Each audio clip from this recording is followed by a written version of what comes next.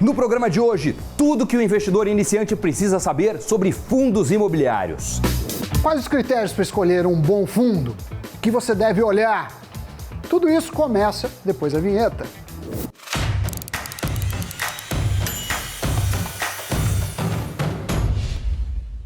Os fundos imobiliários caíram no gosto do brasileiro. A Bolsa já tem 1.300.000 investidores de fundos imobiliários, uma alta de 64% em apenas um ano, Samir Bola.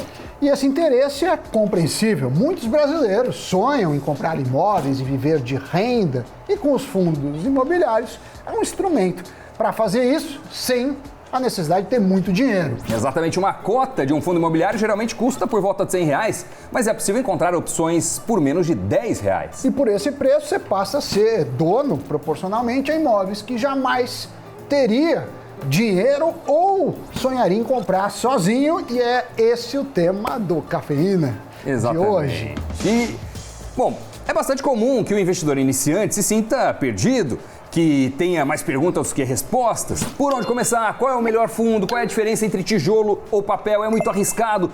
Tudo isso pode assustar à primeira vista, mas o assunto e esse tipo de investimento não é tão complicado assim, não. E nós vamos te ajudar, investidor de primeira viagem, a colocar o primeiro pezinho na água deste oceano de oportunidades. Segundo os dados da B3, existem hoje 355 fundos imobiliários listados na Bolsa e, como o Doni disse, 1,3 milhão de investidores de fundos. O que pode parecer muito, mas não é, se a gente comparar, por exemplo, com os Estados Unidos. Lá, cerca de 145 milhões investem em REITs, que são um tipo de investimento assim muito similar aos fundos imobiliários brasileiros. Dado este preâmbulo, afinal, o que de fato são os fundos imobiliários? Os fundos imobiliários são um tipo de fundo de investimento, mas esse tipo de fundo é diferente dos fundos em renda fixa, multimercado, ações. A primeira diferença é que eles são negociados na bolsa. Então você pode virar cotista de um fundo imobiliário de duas maneiras: entrando em uma emissão e, consequentemente, dando dinheiro diretamente para o gestor comprar os ativos, ou comprando as cotas no home broker, na plataforma da sua corretora, que é mais comum para quem está começando. Aí cada cota equivale a um pedacinho do fundo imobiliário que comprou. Caso você compre a cota do fundo imobiliário na bolsa, pelo home broker, por exemplo, pela Exinvest, você está adquirindo esse fundo de um outro cotista. Então, o dinheiro está indo para esse vendedor e não para o gestor. E também não tem problema nenhum nisso. É essa compra e venda que dá liquidez ao mercado e permite você também a vender futuramente. Ou seja, você compraria um ativo que não teria, num segundo momento, para quem vendê-lo, ou teria que esperar muito? Talvez, mas teria um risco de liquidez. O mercado de bolsa diminui esse risco. Voltando aos fundos em si, eles são como condomínios fechados, em que os cotistas são donos dos ativos que estão lá dentro. E esses ativos podem ser imóveis de todos os tipos: shoppings, galpões logísticos, torres corporativas, agências bancárias, hotéis, prédios residenciais, supermercados, data centers, enfim, qualquer imóvel que possa ser alugado. Os ativos também podem ser CRIs, que são dívidas imobiliárias que o fundo pode comprar em troca de uma remuneração.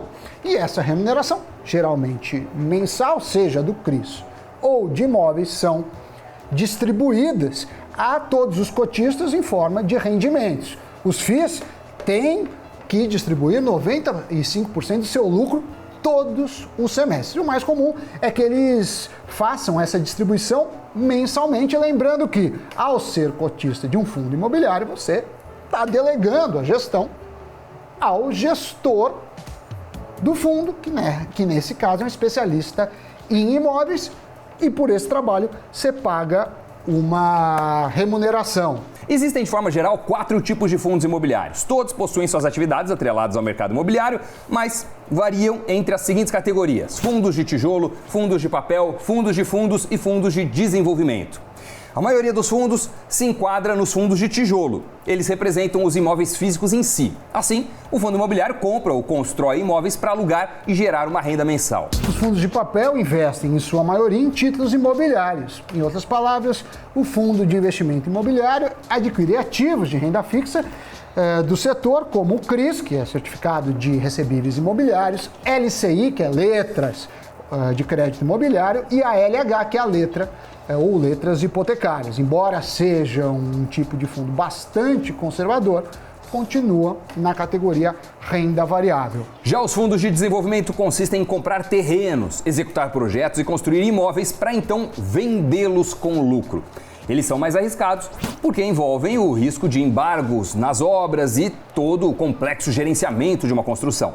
Como o risco é mais alto, o potencial de ganhos também é. Por isso, existem poucos fundos desse tipo no mercado. E tem os fundos de fundos, e eles reúnem o patrimônio de seus cotistas para adquirir cotas de outros fundos imobiliários. O atrativo é que dessa forma você se beneficia da performance de FIIs destinados exclusivamente a investidores qualificados. Para quem não lembra, são aqueles que têm patrimônio maior ou igual a 1 milhão investidos. É importante dizer que todas as taxas de um fundo, taxa de administração, de gestão, de performance e também os custos com os próprios imóveis são pagos antes da distribuição dos rendimentos. Então o dinheiro que você recebe todo mês já é líquido dessas taxas. Os fundos imobiliários são considerados na categoria renda variável. Por isso, os preços variam. E essa variação está ligada à compra e venda de cotas na bolsa. Um bom termômetro do desempenho dos fundos é o IFIX, que é o índice dos fundos imobiliários. Assim como o Ibovespa, ele é uma carteira teórica de ativos que mostra o desempenho desse mercado. E em 2020, o IFIX caiu 10,24% e teve seu segundo pior desempenho. Perdeu apenas para 2013, quando o recuo foi de 12,63%. Mas em 2019 ele tinha disparado 35,98% e tinha sido o melhor desempenho. Então é importante ter em mente que o preço das cotas vai variar e é preciso ter estrutura para isso. Você precisa estar disposto ou disposta a aguentar essas oscilações. É normal na renda variável. Talvez não seja o tipo de investimento para alguém excessivamente conservador ou conservadora, mas é interessante para muitos investidores. Os fundos imobiliários costumam oscilar menos que o preço das ações, mas no auge da pandemia eles caíram quase na mesma intensidade. Os fundos mais afetados foram os de shoppings e de lajes corporativas. O dos shoppings por causa do fechamento do comércio e o de lajes corporativas por causa do medo de que o home office permanecesse aumentando a vacância dos imóveis. Já os mais resilientes foram os fundos que investem em galpões logísticos, que foram os grandes beneficiados pela pandemia porque as pessoas aumentaram muito o volume de compras em casa. Exato. Delivery bombou, né? Então precisava de galpão para deixar tudo lá. Muitos se questionam se não é melhor investir diretamente em imóveis. E aqui a gente traz algumas reflexões. Para investir em imóveis, primeiro, normalmente você teria que encontrar um que coubesse no seu bolso, pagar o valor integral do imóvel. Isso porque financiar um imóvel com o objetivo de investir não é, no conceito de investimento, o mais adequado, porque os juros do financiamento provavelmente serão maiores do que os ganhos. Depois de comprar, você tem que procurar um inquilino e torcer para encontrar um que seja bom pagador e cuide de forma adequada do seu imóvel. Caso não consiga alugá-lo por algum tempo, além de não receber a renda esperada, você tem os custos de manutenção, IPTU, condomínio e demais taxas até achar o inquilino. Isso sem contar as taxas e impostos ao comprar e vender um imóvel, como ITBI, laudos, corretagem, registro, escritura e alguma eventual reforma. Ao investir em fundos imobiliários, você delega todo esse trabalho, essa dor de cabeça ao gestor. Mas vamos conhecer mais a fundo as principais diferenças entre ter um imóvel ou ter cotas de um fundo imobiliário. Além da mais evidente, que é a chance de você comprar bem um imóvel é menor do que um profissional da área, bem que eu digo, um imóvel fácil de alugar, um imóvel por um preço interessante. Começaremos pelo imposto de renda. Um imóvel próprio, o proprietário paga até 27,5% do imposto do aluguel, dependendo da sua renda, né? Vale aquela tabela do imposto de renda. Já nos fundos imobiliários, o investidor é isento de IR na distribuição dos rendimentos. Se ele vender com lucro a cota, aí sim ele paga uma alíquota de 20% sobre o ganho de capital. Em comparação, Doni, se você vende um imóvel, né, eu comprei um imóvel e vendi com lucro, aí o tributo é menor, é 15%. Uma outra diferença na diversificação dos imóveis. É muito mais difícil ter uma grande quantidade de imóveis para viver de renda dos aluguéis do que de cotas de FIIs. Há fundos de R$ 150 a cota, que possuem dezenas de imóveis em vários estados, por exemplo. E o investidor pode comprar cotas de vários fundos imobiliários, montar sua própria carteira diversificada com menos de R$ 1.000. E com isso, acaba tendo uma diversificação maior de locatários, que podem ser empresas de pequeno, médio e principalmente grande porte, até multinacionais. Ou seja, há também um risco menor de vacância e inadimplência. Já no imóvel próprio, são poucos locatários, ou só um, levando maior risco, por exemplo, de calote. Exatamente. Quanto dinheiro a gente teria, né, para comprar um imóvel e alugar? Será que vai ser um imóvel onde vai ser instalada uma multinacional? Não, possivelmente não. Você é uma pessoa física e tal. E se a pessoa der o calote, né? No fundo, como você tem muitos inquilinos, mesmo que um dê algum problema, você não fica com rendimento zerado. Exato. E você prefere ter uma pessoa física pagando, devendo para você, ou uma grande corporação que tem milhões de reais ou de dólares como receita, né? E vamos analisar agora a liquidez. O imóvel próprio também sai perdendo nesse aspecto, porque a venda pode demorar meses, às vezes anos, dependendo do tipo e da localização do imóvel. Já no caso do fundo imobiliário, por terem as cotas negociadas em bolsa, a liquidez é praticamente imediata. Você consegue sair do investimento e recuperar seu dinheiro com bastante agilidade. Bora falar dos riscos. Como todo investimento, tem risco. E precisamos falar deles para serem considerados. Os fundos imobiliários não possuem fundo garantidor de crédito. Eles são para produtos bancários, né? Nesse caso, não é o banco que te deve. E além disso, você tem as oscilações, né? Uma vez que são negociados em bolsa, você comprou a cota por um valor, pode cair o valor. E o que afeta isso? Oferta e demanda. Então, a procura vai depender da curva de juros, do momento da economia, do momento do fundo, assim como do apetite do mercado. Às vezes tem uma injeção de estrangeiros no mercado e melhora a cota, enfim, como qualquer outro ativo de renda variável. Existe ainda o risco de inadimplência e de vacância. Apesar dos fundos imobiliários em geral possuírem muitos inquilinos, esse é um fator inerente do mercado imobiliário. No caso da vacância ou da inadimplência, o fundo imobiliário pode ter o seu resultado afetado temporariamente ou, em casos mais extremos, mais graves, ter de baixar o rendimento distribuído aos cotistas. E por falar em rendimento, você sabe como calcular dividendos? Explica pra gente no quadro Samipedia. Vamos lá, para calcular o rendimento dos dividendos, você pode fazer uma conta bem simples, o que a gente chama de dividend yield. Então você vai pegar quanto você recebeu de dividendo, dividir pelo valor da cota, e aí, se quiser achar em percentual, multiplique por 100, aí está o dividend yield.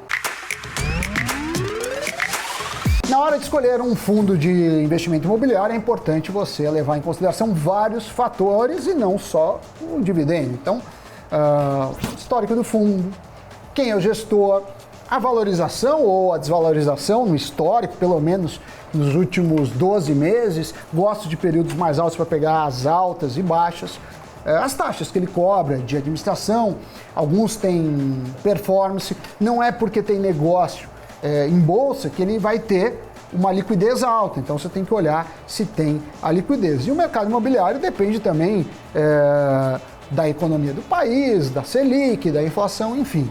É preciso analisar dessa forma. Exato. Os tipos de fundos também. Além de entender e analisar esses fundamentos, você precisa avaliar como o fundo imobiliário se encaixa na sua carteira de investimentos.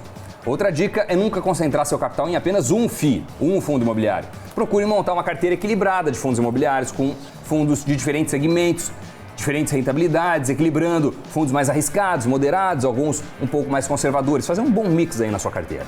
Trouxemos aqui os 5 maiores fundos imobiliários do IFIX. 3 concentram uma maior participação no índice. Eles são geridos pela Kinea, um braço do Itaú. Os outros 2 são geridos pela Credit Suisse, Hedging Grifo, Logística, e pela XPlog, que é gerido pela Vortex. Na pegada dos fundos imobiliários, temos uma boa notícia para dar. A Isinvest lançou a sua primeira carteira de recomendação de fundos imobiliários. Olha que legal. Então, já existe aí uma curadoria para você conseguir selecionar os mais interessantes. Essa seleção de ativos vai ser atualizada mensalmente pelo autor das recomendações, que é o nosso amigo analista José Falcão, um craque. Além do preço atual das cotas, a página traz o dividend yield projetado para os próximos 12 meses de cada um desses fundos selecionados. E um resumo sobre cada fundo com a tese de investimento que justifica. E para conferir é fácil, entre aí no Invest News e dê uma espiada. É isso, tá tudo lá, vale a pena você conferir. Você já investe em fundos imobiliários? Tem fundos imobiliários na sua carteira? Sim ou não? Responda pra gente nos comentários deste vídeo. Aproveite também para deixar o seu like aí, se inscrever no canal caso não esteja inscrito ou inscrita. E vamos agora pro giro de notícias. A Natura acaba de concluir a captação de $1 bilhão em títulos sustentáveis. Isso representa a maior emissão do gênero na América Latina, superando a captação de R$1 milhão do rival O Boticário, realizada em dezembro do ano passado. Segundo a Natura, a emissão servirá para refinanciar dívidas existentes da empresa, além de acelerar o cumprimento de metas sustentáveis. Pela primeira vez, uma equipe internacional de cientistas desenvolveu embriões que são uma mistura de células humanas e de macacos. De acordo com a publicação da revista científica Cell, os embriões foram criados com o intuito de encontrar novas formas de produzir órgãos para humanos que precisam de transplantes. O estudo busca entender como células animais e humanas interagem, o que pode ser útil para pesquisas futuras. E o Canadá aprovou o uso da vacina Pfizer-BioNTech em crianças a partir dos 12 anos. O país se torna o primeiro a autorizar a imunização em pessoas tão jovens. Os Estados Unidos devem autorizar a vacinação em crianças acima dos 12 anos na próxima semana. Notícias giradas. Falamos bastante de fundos, muita gente procurando fundos imobiliários, muitos pioneiros nessa aventura. Espero que tenham gostado do programa de hoje. Dê seu comentário, like, acesse nossas redes sociais e nos vemos aqui no Invest News. Tchau!